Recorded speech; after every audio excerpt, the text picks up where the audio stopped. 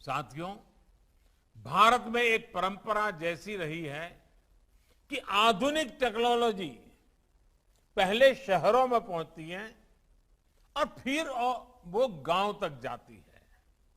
लेकिन आज देश ने इस परंपरा को बदलने का काम किया है। जब मैं गुजरात का मुख्यमंत्री था, तब वहां भी जमीन की जानकारी ऑनलाइन करने की शुरुआत की गई थी। सरकार तकनीक के जरिए गांव तक चलकर जाए, इसके लिए ई ग्राम सेवा शुरू की गई थी।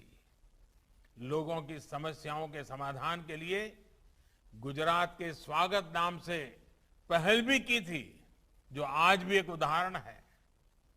वो भी उसी मंत्र पर चलते हुए आज देश ये सुनिश्चित कर रहा है कि स्वामित्व योजना और ड्रोन टेक्नोलॉजी की ताकत से पहले भारत के गांवों को समृद्ध किया जाए।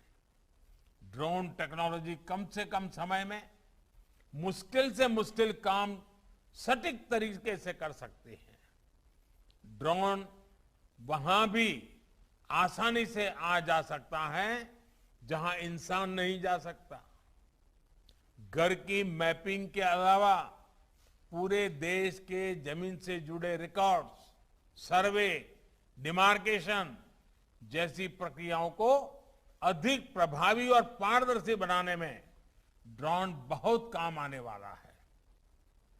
मैपिंग से लेकर डिजास्टर मैनेजमेंट, खेती के काम और सर्विस डिलीवरी में ड्रोन का उपयोग अब व्यापक होगा।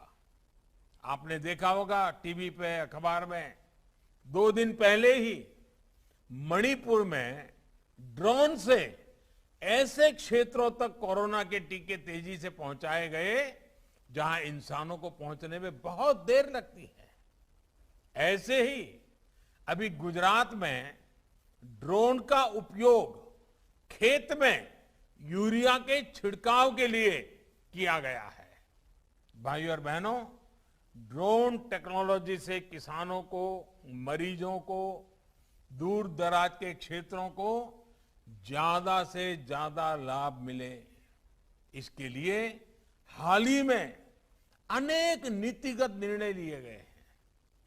आधुनिक ड्रोन बड़ी संख्या में भारत में ही बने, इसमें भी भारत आत्मनिर्भर हो, इसके लिए पीएलआई स्कीम भी घोषित की गई है।